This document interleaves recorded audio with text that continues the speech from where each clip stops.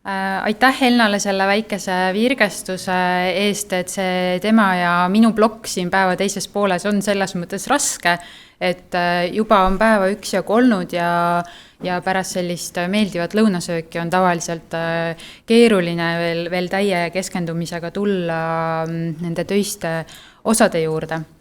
Ja selle virgestusharjutuse, mis siin ma üritasin küll, nagu nägite, raamist välja mõelda, aga ei õnnestunud, et nüüd me läheme küll ühe päris tõsise raami sisse, aga loodame siin ka siis leida selliseid väikeseid virgestumise kohti mõtte tasandil küll.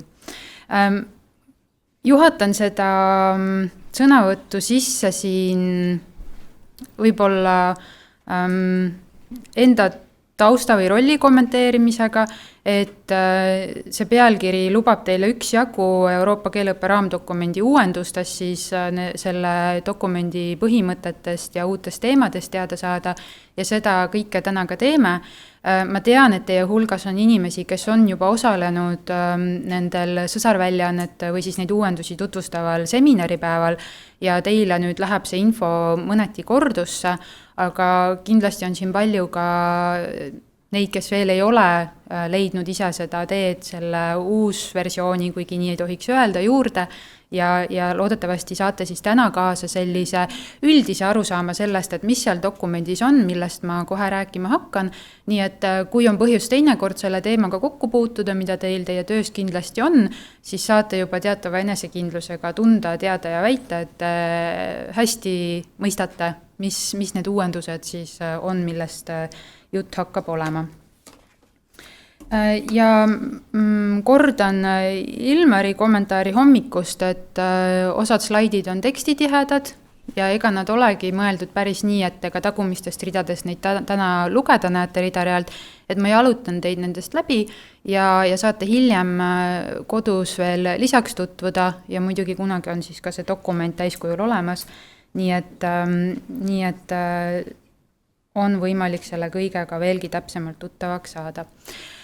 Olen selle tänase ülevaate jaganud 3 osasse ja loodetavasti loogiliselt, et vaatame korraks tagasi Euroopa keeleõppe raamdokumendile, vaatame sisse tema sõsarväljaandesse ja vaatame siis põgusalt edasi, et mida see võiks tähendada keeleõppe tulevastel aastatel, et kui Ilmar siin hommikul veelgi tõi välja selle, et see raamdokument on väga oluline instrument ja alus ka sellele tööle, mida teie teete, et siis on ju küsimused sellest, et kuidas me neid uuendusi oma töös kasutama hakkame. Ja olen siin ausalt tunnistanud, et kasutan osaliselt Ülle Türgi ettekannet, mida siis võisid kuulda nende seminaripäevade osalejad, et me oleme tasapisi seda sõsarväljaannet juba vabariigi peal tutvustama hakanud. Tagasivaateks siis olen pannud siia selle eestikeelse dokumendi, mis on teile kõigile ilmselt väga tuttav nii pildi kui siis ka käega katsutult ja ka selle omaaegse ingliskeelse siis ühe originaalversiooni välimuse, pildi, kuvandi, et teadupärast ta siis omal ajal ilmus paralleelselt inglise ja prantsuse keeles, milles võib otsida ka süüd selles, et miks raamdokument ei ole selline öökapiraamat, et kuigi ta selline keeleõppe piibel on ja jällegi hommikul siin võisite kuulda väidet või seisukohta, et see peaks olema pähe kulunud, et me peaksime kõik sellega väga kursis olema, siis oleme saanud aru nendel seminaripäevadel ja ka muidu teame oma kogemusest, et ta siiski ei ole see dokument, kus võib silmad kinni panna ja kohe panna sõrme sellele peatükile, kus leitakse see asi, mida palutakse. Et ta ei ole just see raamat, mida võib lõputult lugeda, ehkki teda võib lõputult lugeda. Aga ta on juba üsna eakas.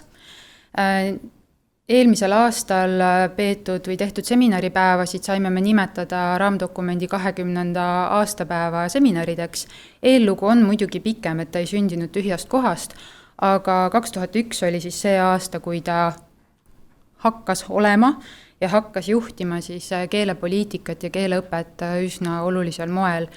ja läbi ühe tööversiooni, mis seal vahepealsetel aastatel valmis, jõudis ta eesti keelde siis 2007, et ka meiega on ta olnud tänaseks siis juba 15 aastat. Ja nende aastate jooksul on kogutud muidugi palju teadmist, teda on väga laialdaselt rakendatud, ehkki nimi ütleb Euroopa, siis teda ei rakendata mitte ainult Euroopas, ja kõige selle pealt on kujunenud arusaamine, et teda on vaja täiendada, mis on ju ka tõsi. Nii et 2018 oli see aasta, kui Euroopa Nõukogu andis välja siis sellise sõsarväljaande, inglise keeles on see companion volume, mis hiljem nimetati ümber piloodiks, et alguses ei olnud juttu, et see on selline esialgne versioon, kuid pärast seda tehti veelgi muudatusi, nii et nüüdseks siis umbes täpselt 2 aastat on meil olemas siis see lõplik companion või lõplik sõsarköide inglise keeles. See ilmus siis ametlikult täpselt 2 aastat tagasi aprillis 2020. Ja hetkel käib meil töö, et me saaksime selle sõsarväljaande eesti keeles ilmumise aastanumbriks märkida 22. Et see oleks tegelikult üsna kiire töö, kuigi tundub juba ka üsna pikk protsess. Aga loodetavasti siis sügisel on käes see olukord, kus on võimalik nii elektrooniliselt kui võib-olla ka mõnedel juhtudel paberkoopias selle dokumendiga tutvuda. Ja lihtsalt mäluvärskenduseks ka see raamdokumendi kirjeldusskeem, et ma kindlasti siin sellesse detaili laskuma ei hakka, et lihtsalt meeldetuletuseks teile, et mida me sealt dokumendis siis selles tasandis võime leida, mida peetakse keeleoskuseks, mida te väga hästi teate, kuidas selles kombineeruvad üldpädevused ja suhtluspädevused ning kuidas me suhtlustoimingute ehk et mille jaoks kasutame suhtlusstrateegiaid ehk et oma oskust teha keeles midagi mingil moel. Ja siin on siis kujutatud need teile väga hästi tuttavad osaoskused, millest raamdokument lähtub ja mille põhjal see kirjeldusskeem on kokku pandud. Aga nagu öeldud, siin näete siis ka seda üsna värvilist kaanepilti, mis sellel uuel dokumendil on ja juurde paar olulist märkust, millest üks on see, et vähemalt retoorikas ta selles mõttes ei asenda seda dokumenti, mis ilmus 2001 aastal. Seda osaliselt seetõttu, et autorite väitel ja nii ka on, need põhimõtted, mis seal vanas dokumendis olid, kehtivad siiamaani. Isegi kui neid tasemekirjeldusi on mugandatud ja neile on lisatud midagi, millesse me kohe lähemalt vaatame, et siis päris nii ei ole, et kellel on riiulil see sinine raamat, et siis tuleb sügis, et siis võite selle lähemasse ahju panna või mõne riiuli jala alla panna, et ta on ikkagi olemas, ta kehtib ja ta ei ole kuhugi kadunud. Küll aga kehtib siis soovitus autoritelt, et kui on valida tulevikus kumba dokumenti konsulteerida, et siis tasub eelistada seda muidugi, mis on nüüd uuem ja täiendatud. Et see on selline üsna peen mäng, mis vahel käib, kui kuulate ka neid Euroopa seminare, et siis vahel libastuvad ka autorid ja ütlevad, et uus versioon ja siis parandavad ennast kiiresti, et ei, et ta on ikkagi kaaslane, et nad on sellised koos eksisteerivad nähtused ja seetõttu me oleme ka eesti keeles selle sõsarväljaande valinud. Osad riigid ja keeled on juba ka veidikene kiiremad olnud kui meie. Nii et kui see lõppversioon 2 aastat tagasi ilmus, siis töö juba tegelikult käis, sest et paljud sealhulgas ka meie olime asunud tõlkima seda 18. aasta versiooni, kuid nüüdseks on avalikult olemas ja ripub ka nõukogu lehel üleval siis Prantsuse, Araabia, Itaalia, Hispaania ja Türgi keeles seesama dokument ja märkan nüüd, et olen unustanud ära saksa keele, mis on samuti olemas, aga lihtsalt kõik keeled ei pruugi olla tasuta tervikdokumendina saada, et võib juhtuda, et soovitakse nende levitamise eest siiski tasu võtta. Aga kõik seda puudutav materjal on üleval Euroopa Nõukogu kodulehel, et seal on võimalik seda siis erinevates, vähemalt mingites keeltes siis kasutada, kuniks seda eestikeelset ei ole meie kõigi käsutuses veel. Aga ma siia juurde ütlen, et kui kellelgi on siin tööalaselt oleks huvi just mingi peatüki, mingite kirjelduste järele, et siis võib alati minuga ühendust võtta, et ma võin neid tööversiooni skaalasi jupikaupa levitada, et me lihtsalt seda tervikdokumenti praegu veel välja ei anna. Ja siis üks asi jah, et mida ma tahtsin esile tõsta ja mida ma juba mainisin ka, on see, et päris pea peale seda kõike ei pöörata, et see tasemete süsteem, mis on meile vähemal või rohkemal määral tuttav, et see on ikkagi paigas ja see kehtib. Ja korraks juhin teie tähelepanu sellele kujutisele ka siin slaidil, et eks see aitab illustreerida seda küsimust, millega siin eelmine osa lõppes, mis puudutas neid tunde, mida vaja on. Eks ju, et kui me mõtleme nendest raamdokumendi tasemetest, siis neid kuvatakse meile lehel ja nad lähevad niimoodi ülespoole, aga tegelikult nad lähevad kogu aeg ka niimoodi.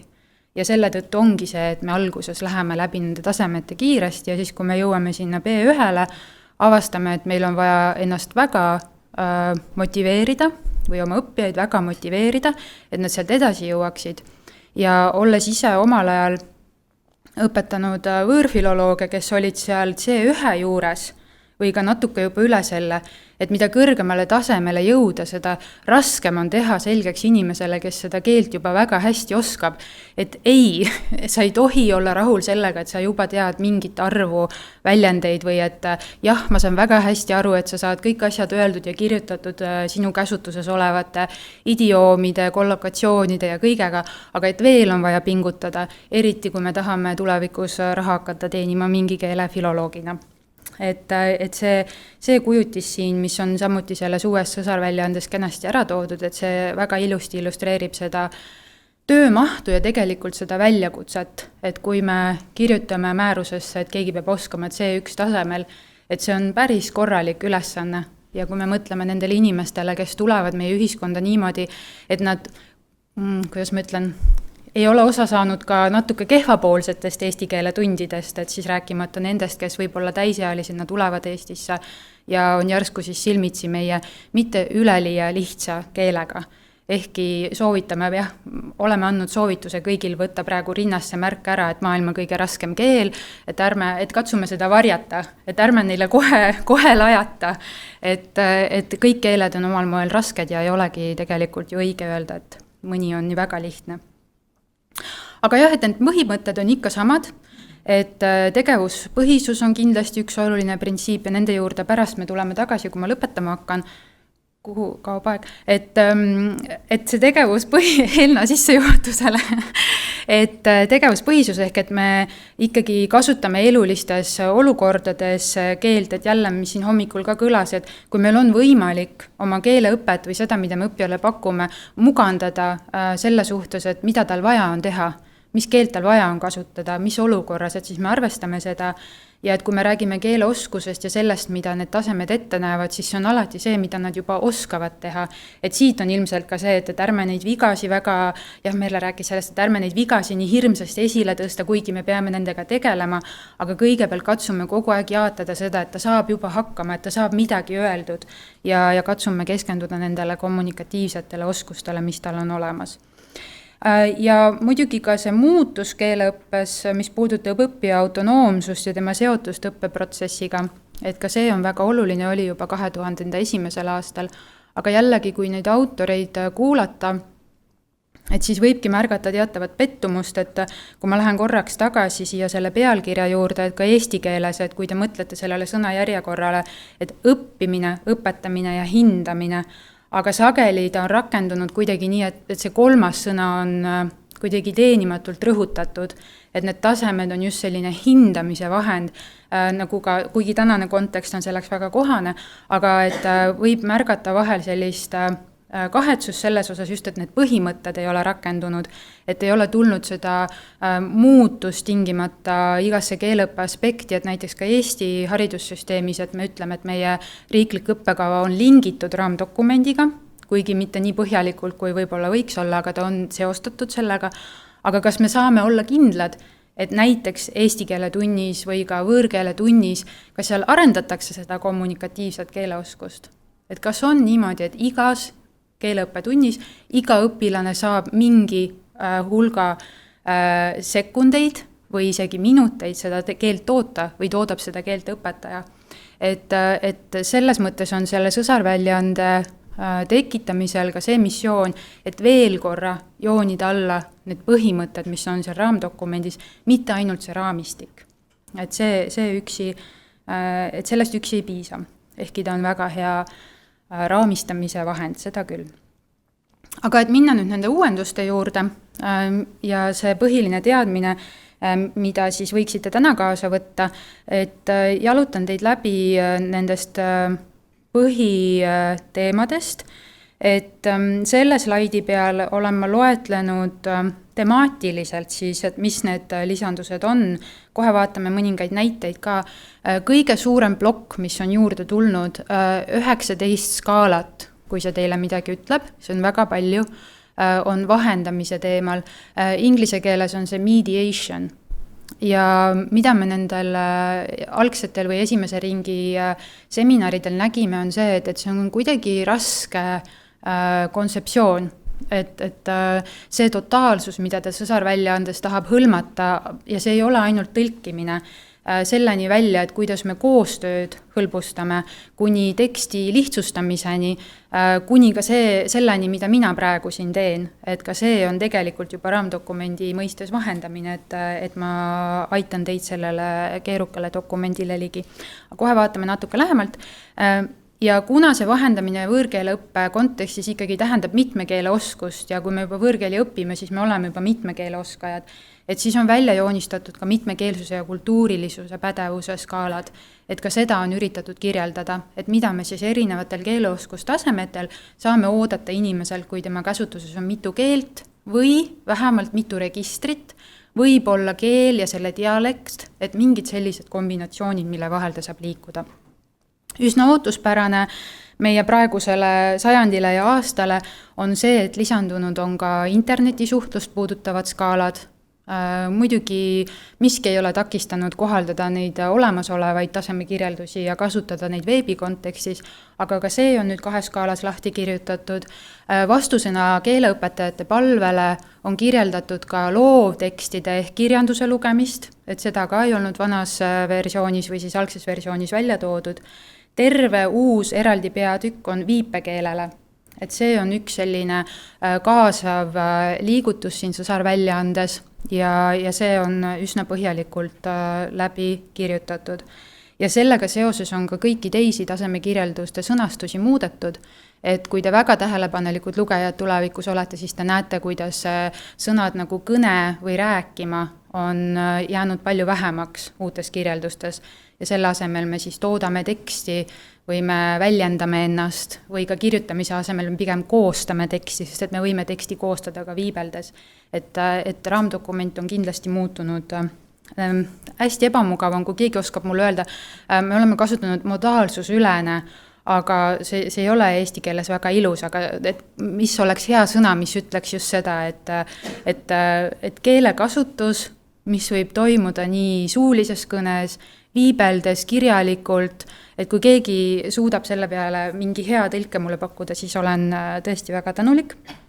Ja nüüd hommikul, kui Ilmar siin avaldas soovi, et meil võiks ikkagi A1 eksam ka olla, et A1 on juba ikkagi keeleoskus, mis on arvestatav ja mida on võib-olla ikkagi vaja ka formaalselt mõõta, siis seda on mõistetud ja osalt ka selle tuules on välja joonistatud eel A1 tase.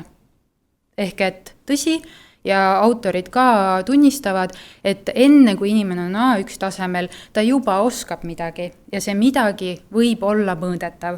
Et kuivõrd ka nüüd ka jälle mingi eksamiga, võib-olla mitte, aga et me saame seda kuidagi määratleda ja defineerida.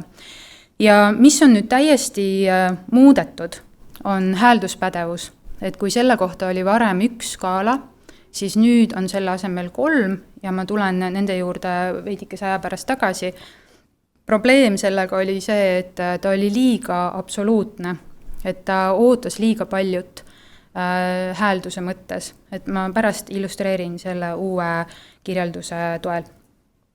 Aga kes siin igapäevasemalt töötavad või siis on lihtsalt väga huvitatud, et ma lihtsalt olen markeerinud ka sellised natukene väiksemad muudatused, et kui teie töö puudutab neid plusstasemeid, siis ka need on täpsemini kirjeldatud, neid on oluliselt lisatud sinna.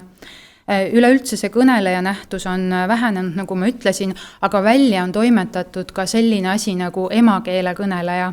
et just, et kui me oleme harjunud C-tasemeid ja C1-st alates seostama neid tasemeid emakeele kõneleja tasemega, siis see on sõsarväljaandest täiesti kadunud.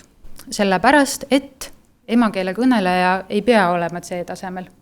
Et kui me ei ole haritud, kui meil ei ole ligipääsu haridusele, kui meie emakeele oskus ei ole hea, siis see ei ole automaatne, et iga emakeele kõneleja on oma emakeelega vähemalt C1 tasemel. Ja kui me toome näiteks selle lingua franca, millest meil kellelgi pääsu ei ole, et siis inglise keele puhul eriti, et suur osa maailmast kasutab inglise keelt niimoodi, et ta ei räägi inimesega, kelle jaoks inglise keel on emakeel. Ehk et kas tal on üldse vaja oma inglise keele oskust mõtestada selles kontekstis, kuidas seda kasutab emakeelne siis näiteks inglane, kes on saanud tavapärase hariduse, kas siis keskhariduseni või kõrghariduseni, et seetõttu on see emakeele kõneleja nähtus siit kadunud ja on asendunud meil tõlkes praegu vähemalt siis sõnaga vilunud. Ehk et vilunud sihtkeele kasutaja. Ja seal ei ole seda sellist ideoloogiat enam sees. Nagu ma ütlesin, häälduspädevusega seoses, aga ka mujal on see kahte siin natukene pehmendatud, sest et keeleoskus ei lõppe C2 tasemel ära. Et kõik teie, kes siin ruumis, kes te olete mingi keele filoloogid, ja ma ei mõtle siis emakeele, aga näiteks mingi võõrkeele filoloogid, et üldiselt mingi muu keele filoloog olemine tähendab seda, et keeleoskus on ilmselt kõrgemal kui C2. Kindlasti on see kõrgemal tõlkidel ja tõlkijatel, sest et nad töötavad selles keeles väga paljudel ja keerukatel teemadel ja seetõttu sõsarväljaanne ütleb konkreetselt, et need tasemed mitte kuidagi ei kirjelda neid oskusi, mis on inimesel, kes on näiteks siis inglise filoloog, kes tõlgib Euroopas, teeb näiteks sünkroontõlget. Et tema keeleoskus tegelikult ei ole mõtet siia raami panna, sest et see on hoopis midagi muud. Et ma tean, vanasti küll oli prantsluse keeles oli kuidagi, ma olen kuulnud sellist väljendit, et kas ka tase D on olemas, et ei, et jätame D jumalale, aga tegelikult ikkagi see tasem, et me võiksime neid veel edasi kirjeldada, aga see lihtsalt ei ole mõistlik enamike keeleõppijate seisukohast. Ja kes hakkab tulevikus kõrvutama erikeeles versioone, võib märgata, et inglise keeles on üle mindud sõnale plurilingualism, aga eesti keeles kohtate te praegu ja edaspidi seda sama head sõna mitmekeelsus. Et meie ei hakka siin seda vahet tegema ja ma sellesse ka praegu ei lasku, kui keegi just mind küsimusega ei provotseeri. Aga igal juhul on siis siin sõsarväljaandes tegu kirjeldustega, mis näevad ette või kujutavad keeleõpet lõimitumalt, mitmekesisemalt ja palju koostöisemalt, kui seda tegi senine raamistik. Ja nüüd lihtsalt mõningad asjad teile illustreerimiseks, ma tean, et jah, te kindlasti sealt tagantreast ei näe seda lugeda, aga mõtlesin, et illustreerin vähemalt seda ELA1 ja see ei ole asi, mis nüüd on välja mõeldud, ta on täiesti markeeritud selles 20 aastat vanas dokumendis, aga lihtsalt ei olnud välja joonistatud tollastes kirjeldustes, aga põhimõtteliselt jah, see on tase, kus me ütleme, et inimene oskab mingeid üksikuid asju teha, et see ei ole veel selline kompleksne tingimata erinevaid osaoskusi hõlmav keeleoskus, aga ta saab mingite ülesannetega hakkama. Ja need on siis siin üritatud kirjeldada ja need võivad olla olulised. Et näiteks siin kui koolidele ka, et Ukrainas saabuvad laste keeleõppeks, et andsime lihtsalt kaasa need tõlkeversiooni tasemekirjeldused, et me kohe ei üritaks sinna A1-le minna, kohe ei läheks nende lastega seda riiklikku õppekava omandama, vaid et me alustaksime nendest kõige esimestest sammudest. Ja tõin teile siia näiteks vestluskaaslase mõistmise, kus ongi lihtsalt toodud näiteks esimene, et mõistab lihtsaid küsimusi enda kohta, kui küsimus esitatakse aeglaselt ja selgelt. Et siin on ka see kontekst, see vestluskaaslane peab abistama ja võiksime pikalt arutleda selle üle, millist kultuuriruumi me peaksime eeldama, mis hetkest muutub see ELA1 võimalikuks, et nagu siin ka markeeriti, et kui ta tuleb niimoodi, et ta on kasutanud mingit hoopis teist tähestikku, võib-olla ta tuleb kultuuriruumist või olukorrast, kus ta ei ole üldse haridust saanud, et kui palju läheb temal siis aega, et jõuda sinna A1-le, jõuda ELA1-le versus kui meie, kes me oleme Euroopa kultuuriruumis ja ikkagi elu jooksul puutume kokku prantsuse keele, saksa keelega ja satume nendesse kultuuridesse, meil ei ole võib-olla palju vaja, et hakata orienteeruma mingites lihtsates fraasides. et ka prantsuse keelt pikalt õppimata või eraldi õppimata, et oskame öelda, et minu nimi on ja tere ja nii edasi. Et siin on alati ka see konteksti küsimus. Ja korraks veel üks näide infovahetuse skaalast, et mida seal ELA1 võiks veel osata. Näiteks oskab küsida ja öelda telefoninumbrit. Et ka näiteks siin, et sisserändaja on jõudnud meile ja ta läheb oma asju ajama, et ta võiks omandada kiiresti selle, et ta tunneb ära, kui tema käest küsitakse tema nime või küsitakse sünnikuupäeva. Et sellised asjad võiksid olla siis need, millega ta saab hakkama. Kui vaatate seda viimast korraks, oskab info saamiseks küsida väga lihtsaid küsimusi ja mõistab 1- või 2-sõnalisi või viipelisi vastuseid. Et siin on teil jälle näide sellest, kuidas see viipekeel on integreeritud ka nendesse üldistesse tasemekirjeldustesse, mitte ei ole siis ainult seal oma peatükis. Nii, ja nüüd küll midagi, mis võtab silme eest kirjuks ja polegi vist mõeldav, et siin üle 2 rea seda lugeda jõuavad, aga lihtsalt panin teile selle vahendamise skeemi siia, et te tõesti näeksite seda massiivi, mis on välja joonistatud. Ja kõige lihtsamalt öeldes, need on siis kõik need olukorrad, kus me midagi vahendame kellelegi, vahendame kedagi kellelegi, võib-olla vahendame endale midagi. See võib olla see, et ma vahendan saksa keelest inglise keelde, eesti keelest vene keelde, vahendan ühest murrakust teise, kirjalikust suulisesse, kõik ühest registrist teise, et selles mõttes see vahendamise temaatika, et sellega on võib-olla raske kohe kaasa tulla, meile on tundunud seminaride põhjal. Siia alla näiteks liigitatakse ka need loovteksti kirjeldused, vähemalt 2 tükki neist, et arvamuse avaldamine loovteksti kohta, et see on ka vahendamine, et lugesin selle kirjandusteose ära ja nüüd ma ütlen midagi selle kohta. See on vahendamine, et neid kõiki me mõistame siin. Või kui siia paremale poole vaatate, vahendamisstrateegiatega seotult näiteks eelteadmistega seostamine. No see on üks õpetajate töö kindlasti. Keele kohandamine, see on õpetajate töö kindlasti. Keeruka info osadeks jaotamine, õpetajate töö kindlasti. Veel on siin mõttetiheda teksti laiendamine, teksti kohandamine, et kõik sellised asjad. Ja kui vaatate keskele, on seal suhtluse vahendamine ja mõistete vahendamine, kuigi täpsem on ilmselt öelda ideede vahendamine, aga suhtluse vahendamine just see, et sõsarväljaanne üritab kirjeldada neid oskusi, et kuidas näiteks rühmatööd korraldada või kuidas seal arvesse võtta seda, et kellelgi on erinevad taustad, arvamused ja ma näen juba, Merlel on küll kulm kipras ja ma arvan, et see on natukene sellist fantaasiat nõudev mõttekäik ja minul oli küll alguses ka küsimusi, kui ma neid lugema hakkasin, et kas me nüüd üritame siis kirjeldada inimeseks olemist, et need on ju asjad, mida me peame tegema ka oma emakeeles tõesti, et see ei saa ju olla võõrkeele õpetamise kontekst, kus need on ainsana relevantsed, aga siin nad ometi on ja saame neile toetuda. Muidugi on omaette küsimus see, et kas või millal või kas üldse kunagi peaksid paljud need tasemekirjeldused jõudma tasemeeksamile, et kas seal selles kontekstis on sellega just midagi peale hakata, kuigi maailmas on mängitud sellega, et kas ühes eksamis võiks olla mitu keelt ja me võiksime vahendada ühest keelest teise, et siis ikkagi nendes uutes teemades on palju sellist, mis on pigem see õppeprotsessi osa ja kuulub selle õppimise ja õpetamise juurde, mitte hindamise juurde. Ja ilmselt, kui loete, siis avastate, et paljut oma töös juba teete, kui teie tööks on õpetamine ja aitate ka õppijatel neid oskusi omandada. Ja siis siia mõned näited lihtsalt. Üks on andmete selgitamise skaala ja üks on siin teksti lihtsustamise strateegiad, et saate hiljem tutvuda nende kirjeldustega.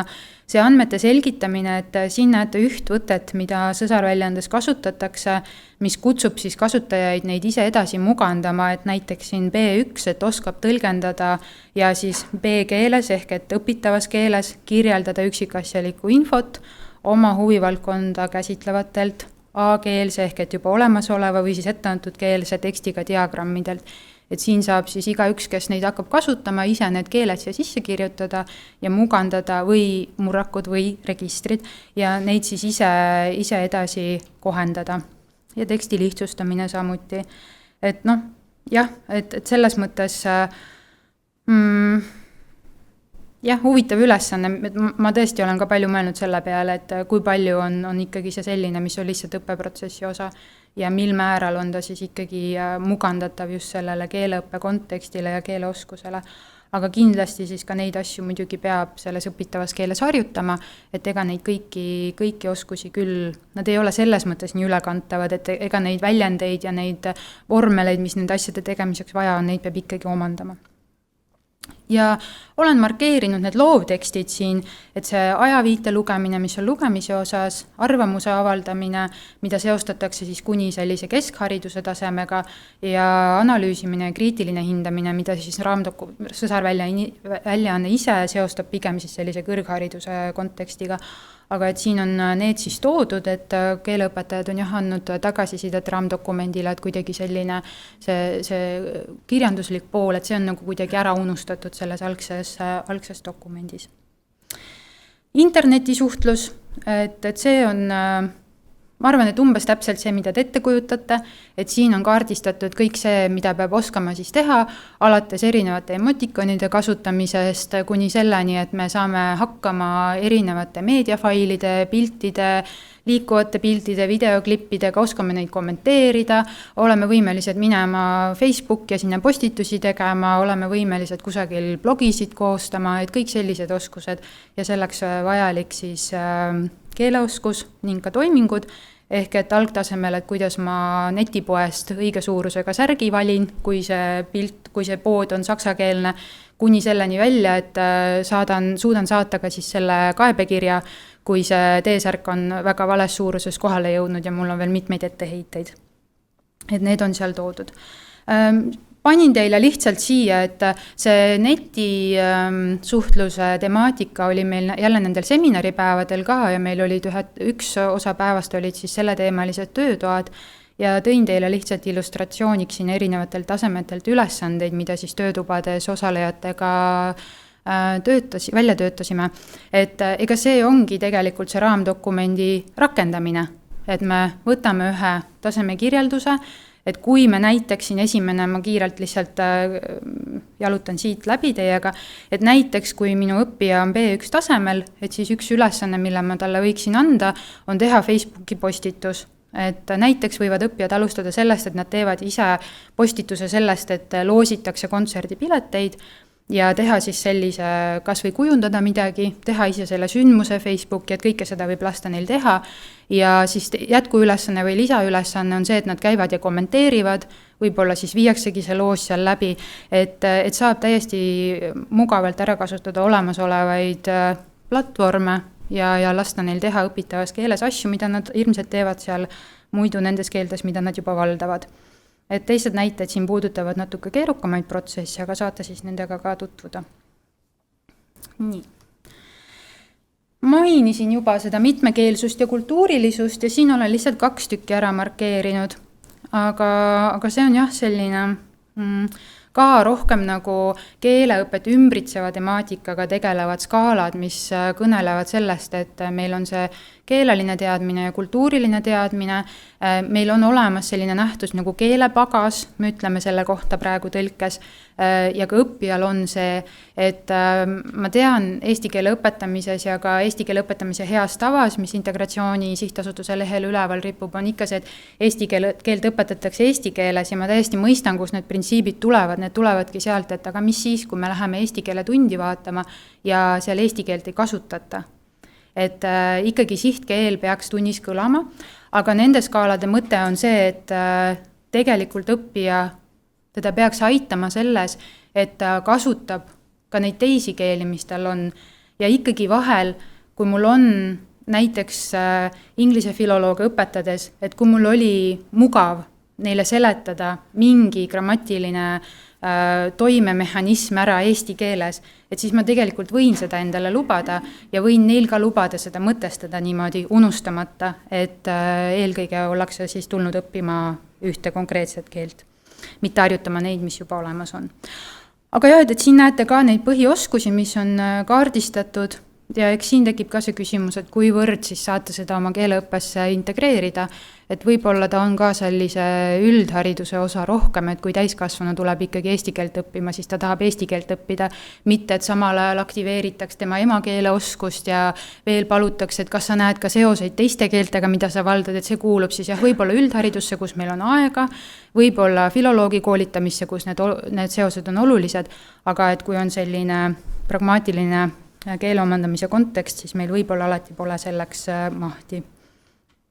Ja häälduspädevus, mida ma mainisin, et siin on need 3 uut alateemat. Üks on ikka üldine häälduspädevus, üks on häälikute artikulatsioon ja 3 on prosoodilised vahendid ja nad on siis lahti võetud omavahel.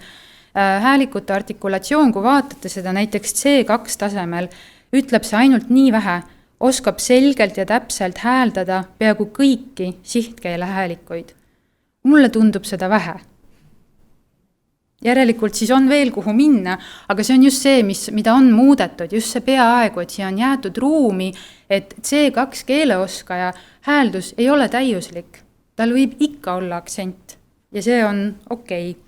Ja prosoodilised vahendid ka kasutab sobivalt ja tõhusalt prosoodilisi vahendeid, et edasi anda peenemaid tähendusvarjundeid. Et see on juba selline üsna nõtke keelekasutus, mida siin kirjeldatakse. Ja ma mõtlen just hiljuti nähes paljusid Eesti poliitikuidki inglise keelt kasutamas. On ju vahel selline naljakas kuulamine, et grammatika on paigas, keel on väga elav, kasutatakse väga täpseid väljendusi ja mida ei ole, on prosoodia. Ja ilmselt eks teie oma töös kohtate ka seda, et grammatika juba tuleb, kõik nagu tuleb, sõnavara on, aga kuidagi see emakeel ilmselt jääb segama veel viimseni seda, et kas see keel liigub pigem nii või liigub ta pigem nii ja kuhu me paneme rõhud ja mida me sellega teeme. Et seda on siis üritatud siin nüüd lahti kirjeldada niimoodi, et on lähemal sellele, mida õppijad oskavad, jättes ruumi sellele, et me ju ei kaota ära kõiki neid teisi keeli, mis me oskame ja mis samuti mõjutavad seda, kuidas me seda õpitavat keelt hääldame. Nii, aga minna siis edasi vaate juurde, et tulen nüüd ringiga tagasi nende põhimõtete juurde, et kui rääkida selle sõsarväljaande rakendamisest, siis jälle see lootus ja ootus, et mitte ei rakendu ainult need kirjeldused ja ainult seal, kus meil on tasemeeksamid või meil on vaja formaalselt vaadata, kuhu me välja peame jõudma.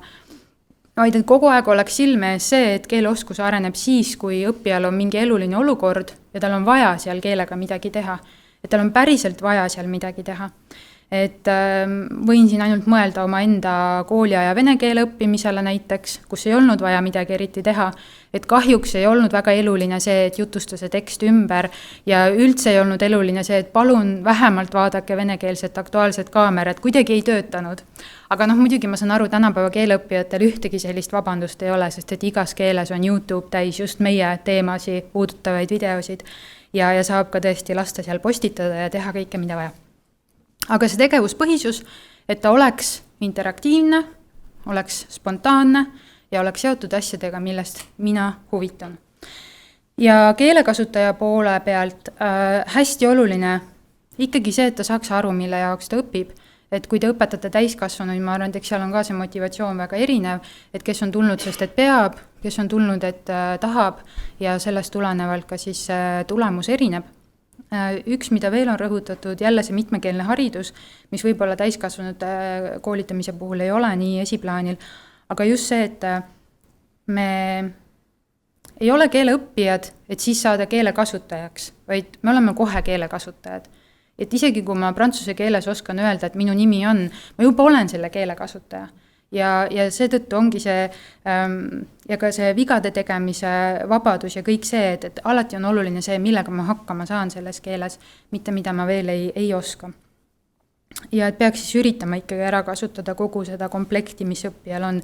Ehkki ma arvan, et see ei ole väga hästi meil mõtestatud läbi selle, et kuidas see siis ikkagi metoodikas välja näeb või kuidas me siis, kust me selle ruumi leiame.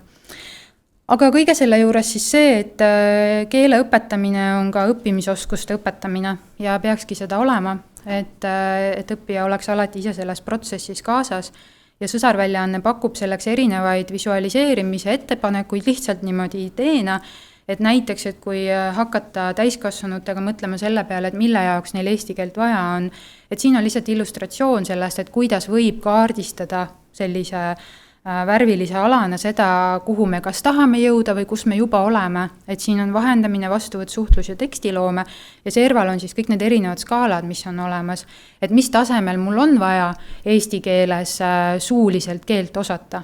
Võtame määruse lahti, oled sellisel töökohal, B1, selge, sinna on vaja välja jõuda ja siis võib mõtestada, kas ma pean samal tasemel ka lugeda oskama või seda mul ei olegi vaja. Mis tasemel ma kuulama peaksin ja saab siis niimoodi eesmärgistada, saab ka tabelina teha, et see ei ole ka mingi küsimus. Samuti pakuvad nad välja, et kui on mitme keele oskuses küsimus, siis saab sellise sarnase kaardiga kaardistada ka erikeelte oskust ja avastada siis oma mitmekeelsust läbi selle. Saab kasutada ka traditsioonilisemaid tabeleid, et kaardistada ühe keele osaoskusi või siis näiteks üht osaoskust erinevate keelte lõikes, et kõik sellised vahendid võivad aidata siis õppijal oma eesmärke seada ja nende poole püüdlemist ka jälgida. Et see on ka üsna oluline. Nüüd, kui selle rakendamisest veel rääkida, et lihtsalt mõningad mõtted teile siin, kui ma nüüd liigun juba oma selle ettekande lõpupoole, et üks asi, mida need tasemekirjeldused raamdokumendis on, et nad on näitlikud. Et see tegelikult ei ole piibel või ta on piibel selles tähenduses, et me peame seda ise tõlgendama ja oma peaga juurde mõtlema. Euroopa Nõukogu ei ütle, et nad peavad rakenduma nendes sõnastustes. Nad ei ütle, et neid ei või mugandada. Nad ei ütle, et neid ei või täpsustada, et neid ei või laiendada, et ei või teha valikut nende seast.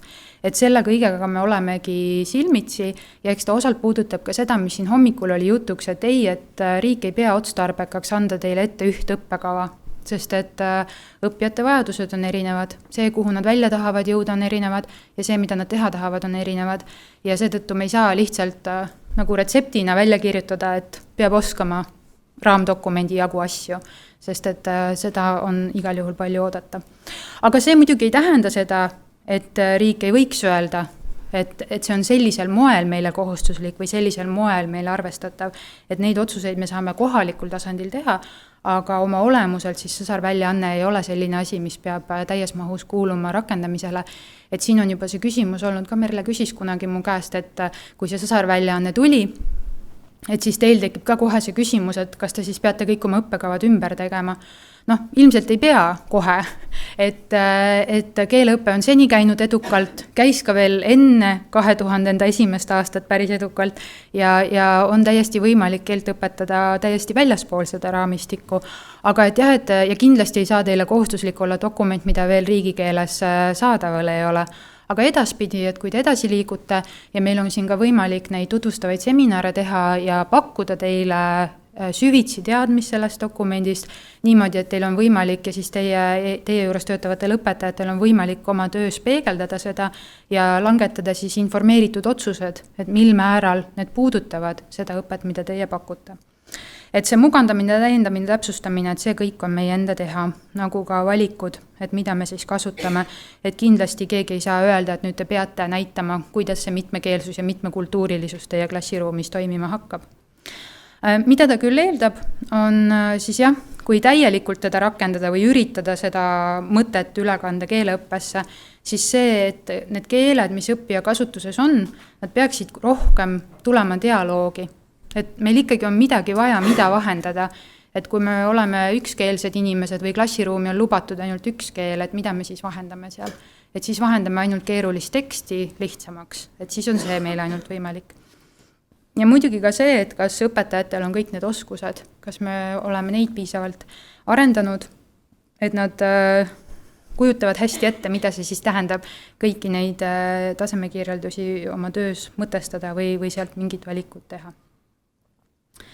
Ja siia lõppu ma olen pannud veel väikese infokillu, et sel aastal on juba alanud ja kestavad aasta lõpuni Euroopa Nõukogu veebiseminarid, mis siis tutvustavad veelgi seda companion volume'it erinevate nurkade alt, et saate lähemalt tutvuda selle lingi alt ja siin on siis tulemas sellest tegevuspõhisest ma eeldan, et see on hea vasta action orientedele, et selle teemaline on nüüd mais juba tulemas, üks on vist juba homme, sinna te ei jõua, siis mitmekeelsuse hindamisest, sõsarväljaande seostamisest riiklike õppekavadega, sõsarväljaande rollist või siis vahendist õpetajahariduses, see on veel prantsuse keeles siin, novembris on pikemalt sellest samast vahendamisest ja detsembris räägitakse lõpuks ka hindamisest. Et siin on, need seminarid on täitsa toredad, enamasti keegi teemasse väga pühendunud spetsialist räägib siis, mis asi see on, kuidas seda rakendada ja sageli on ka mingid sellised töötoa ilmingud, et saab nendes breakout roomides, eraldi tubades siis arutleda, et kuidas neid oma töös rakendada, et saan soovitada. Nii, ja tutvustamine, olen siin ühe maininud seminare, mis meil toimusid, et see oli selline avalöök, mis meil eelmisel sügisel ja nüüd veel siin veebruaris ja märtsis oli võimalik ära teha. Sügiseks, tõesti ma igal võimalusel ütlen, et sügiseks, et ennast distsiplineerida, sügiseks on see tõlge eesti keeles olemas ja pärast seda me hakkame kavandama siis jätkuüritusi, et ilmselt mingi veebiseminar sissejuhatuseks, teame, et erinevatel sihtrühmadel on erinevad vajadused, et näiteks kõrgkoolide didaktikud vajavad teatud moel lähenemist sellele, täiskasvanute õpetajad teisel moel lähenemist, et üritame seda kõike siis tulevikus pakkuda. Ja olen ka selle ääretult tubli töörühma siin ära loetlenud, et koos on Tallinna ja Tartu Ülikooli kolleegid, Haridus- ja Noorteameti kolleegid ja veel ka Goethe instituudist Helena Aedla, kes siis saksa keelt meile avab, et Anu siin toob meile prantsuse keele perspektiivi, Kristel inglise keele oma ja Pilvi siis ka eesti keele, et ühiselt siis oleme neid mugandamas, et see nüüd juhtub küll, et nii nagu inglise keeles on ka need vanad tasemekirjeldused muudetud, siis miks meil nii kaua läheb, on see, et me oleme võtnud tõsiselt ette selle, et me kasutame ära seda teadmist, mis on 15 aasta jooksul kogunenud ja me teeme need tasemekirjeldused nii heaks, kui me oskame teha selle olemasoleva teadmise pealt, et ütleme nii, et siis kui tõlgiti seda algset, te teate hästi, igal tasemel on oma need signaalsõnad, et alumistel tasemel on see, et väga lihtne, et siis tunnen ära, see on A1, kui on lihtne, siis ta on A2, kui ilmub kusagil turismiga seotud asi, siis on B1, kui erialane, siis on B2, kui juba ei ole piiranguid, siis me oleme kusagil C-tasemel. Aga kui seda algset dokumenti tõlgiti, siis tõlkes mitte igal pool ei osatud mõelda nii, kui olulised on iga üksik sõna. Nii et me oleme teinud ka sellist tööd, et me oleme need väga lihtsad sinna tagasi pannud vahel, kui on jäänud lihtsalt lihtne. Et lihtsalt see on tõeline käsitöö, et ma tean, et inimesed, kes on mind juba 2018 kuulnud sellest rääkimas ja kuidas me tõlgime ja kohe on valmis, arvavad, et see on ära unustatud. Aga ei ole, aga see tuleb ja tuleb nii vinge, kui me oskame teha. Aga kõige selle juures, mida me kavandame, et teie ettepanekud ja soovid on väga oodatud, et kui teil on mingeid eelistusi või arvate, et kuidagi teatud moel oleks seda infot kõige parem tarbida, et siis igal ajal võib ühendust võtta ja minuga sellest lähemalt rääkida. Ja minu poolt aitäh teile ja usun, et on aega, et kui on küsimusi või kommentaare. Ma tean, ja ammendav, tummaks lööv ja ammendav.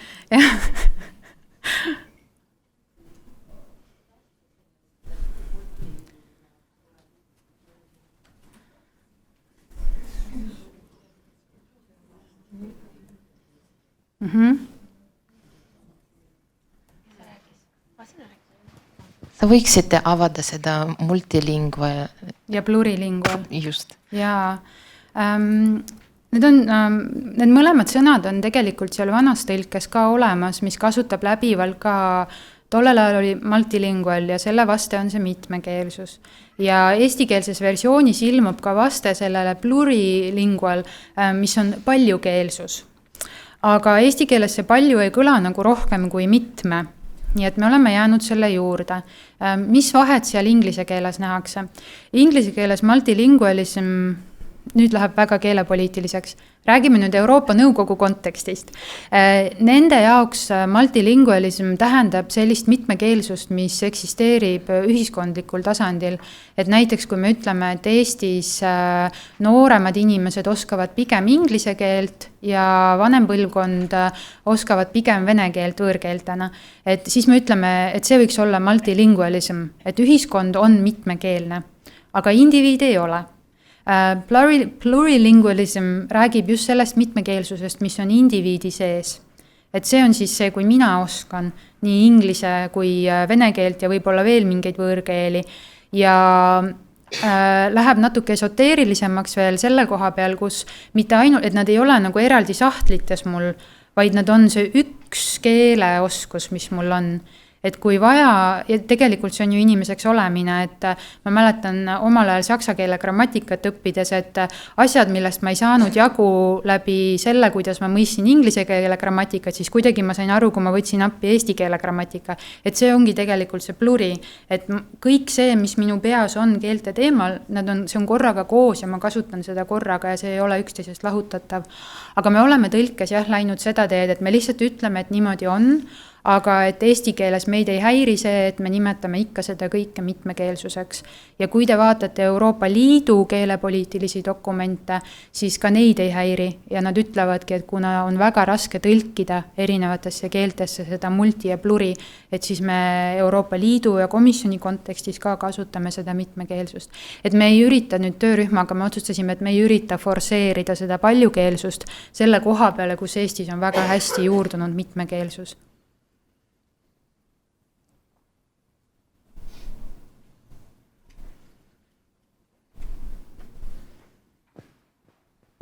Kõik. Aitäh!